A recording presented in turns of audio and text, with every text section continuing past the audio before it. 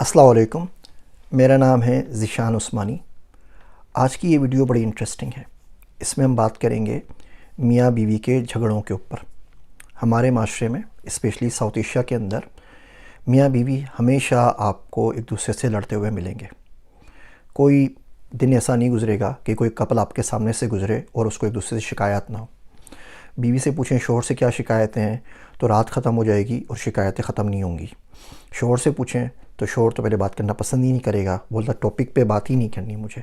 अगर बात करेगा भी तो उसके बाद वो इतनी ज़्यादा शिकायत होंगी कि आप परेशान हो जाएंगे कि जानी दुश्मन को एक दूसरे से इतनी शिकायत नहीं होंगी जितनी मियाँ बीवी को। अल्लाह के बंदे दोनों साथ में सोते कैसे हैं, घर कैसे शेयर करते हैं, बिस्तर कैसे शेयर करते हैं, ज़िंदगी कैसे शेयर कर रहे हैं अगर इतने इख्तलाफात हैं तो।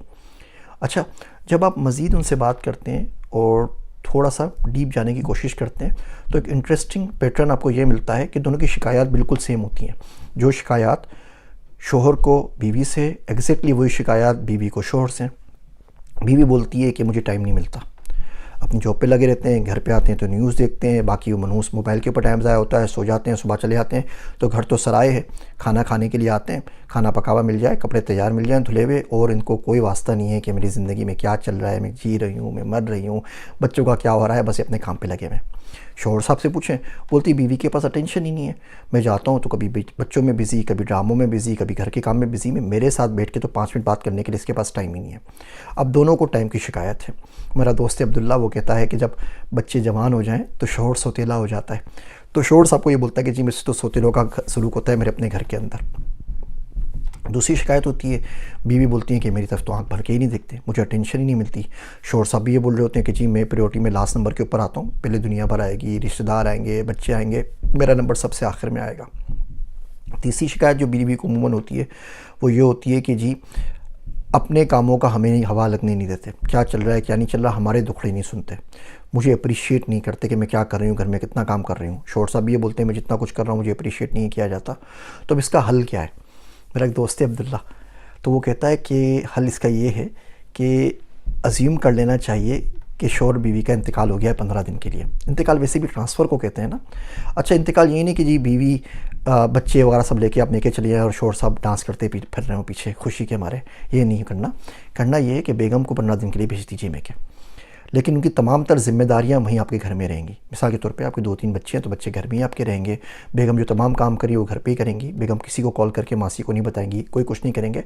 अब 15 दिन तक आपको मियाँ और बीवी दोनों की ड्यूटीज़ परफॉर्म करनी है। बिल्कुल इसी तरीके से शौहर साहब 15 दिन के लिए शहर से बाहर चले जाएँ, किसी रिश्तेदार के पास चले जाएँ, कहीं घूमने के लिए चले जाएँ, मोबाइल बंद कर दें। मर गया है ना, मरने के बाद कब्र में तो ज़ाहिर बात है आप किसी से मोबाइल के ऊपर बात नहीं कर सकते, तो कोई डायरेक्शन आपको नहीं मिल रही, कोई पैसे आपके पास नहीं आ रहे, जो पैसे पड़े हैं बैंक में अकाउंट में बस वो पड़े हैं वो यूज़ कर सके करें। लेकिन ये नहीं हो रहा कि आप 15 दिन के लिए जा रहे हैं तो 2 नौकर छोड़ के जा रहे हैं, गाड़ी में पेट्रोल डलवा के जा रहे हैं, सारी ग्रोसरी डाल के जा रहे हैं, बस आप गायब हो जाएं। जैसे आप बैठे बैठे मर सकते हैं ना, आज अगर मर गए आप तो आपको उतना टाइम तो नहीं मिलेगा ना कि आप जाके पेट्रोल डलवा दें गाड़ी के अंदर और ग्रोसरी फुल कर दें। अब ये तमाम काम बीवी करे 15 दिन के, यकीन जानिए 15 दिन के अंदर दोनों की अकल ठिकाने आ जाएगी, पता चलेगा कि कौन बंदा क्या काम कर रहा है। मैंने इस पर किताब लिखी है वक्फ़ा परेशानी, लिंक शेयर कर लेता हूँ, आप ज़रूर पढ़ें। उसका मतलब यही है कि दिन में कोई आधा घंटा 1 घंटा निकाल के मियाँ बीवी, जिसमें बच्चे ना हों, कोई भी ना हो, डायरेक्टली 1 to 1 बात कर सकें। हम लोग इशारों किनायों के जुगत के इतने ज़्यादा आदी हो चुके हैं कि जुगत के बगैर बात भी नहीं करते। बीवी को शौहर से बात भी करनी होती ना तो बच्चे को बोलती है कि बेटा बता दो अपने अब्बा को आज मैं कितनी बिजी रही। अब बताया नहीं अपने अब्बू को कि दिन भर में क्या झक मारती रही हूँ, आपने बताया नहीं। भाई बंदा सामने बैठा हुआ है, आप सामने बात कर लीजिए। शौहर लगता है कोई ना कोई रिश्तेदारी तो आपकी उससे है ना, चले खूनी रिश्ता नहीं है, रिश्ता तो है ना कोई ना कोई, आप उससे डायरेक्ट क्यों बात नहीं करती। शौहर साहब को बोलना हो तो बोलते रहते हैं कि बेटी अपनी अम्मा को बता देना मैं आज बहुत थका हुआ आया हूँ, मैं सो रहा हूँ। भाई सामने बंदी खड़ी हुई, आप बता दीजिए, बेटी के ऊपर रख के बात क्यों करते हैं। तो इस वक्फ़ा परेशानी के अंदर आपने डायरेक्टली एक दूसरे से बात करनी है, आंखों में आंखें डाल के, हाथ मिलाइए। जैसे नहीं हम दुश्मन जाते हैं सफारती ताल्लुक अपने इंडिया पाकिस्तान के सफ़ीर हाथ मिला रहे होते हैं, बिल्कुल इसी तरीके से हाथ मिलाइए। उसके बाद सारी बात कीजिए और आखिर में गले मिलके इसको ख़त्म कीजिए। अल्लाह का नाम लेके शुरू करें। उनको बताइए आपकी ज़िंदगी में क्या चल रहा है, आप किस तरीके से कोशिश कर रहे हैं पैसा कमाने की। प्रॉब्लम ये होता है कि औरत को अगर पैसा ना दो तो वो बोलती है जी हम तो गरीब मर गए, भूखे मर गए, हमें तो पैसा नहीं मिला, दुनिया क्या कर रही है, दुनिया के बाप ने क्या कर लिया और क्या नहीं किया, आप तो कुछ नहीं करते। और बंदा पैसा कमाने लग गया है तो औरत बोलती है जी मुझे टाइम ही नहीं मिलता, सुबह से शाम तो आप जॉब पे लगे रहते हैं, बाद में मोबाइल पे लगे रहते हैं, फिर बात करते हैं मुझे टाइम कब मिलेगा। तो ये मुसलसल चलता रहता है। मुतमईन अगर आप चाहते हैं कि 100% कोई आपसे सेटिस्फाइड हो जाए, इस बात को भूल जाइए। आप मर जाएंगे, आप बिक जाए ना कारपेट की तरह, तो भी दुनिया आपसे खुश नहीं होगी। तो खुश आपको मालिक को करना चाहिए। हाँ, अपने हद तक जितना कर सकते हैं उतना करें।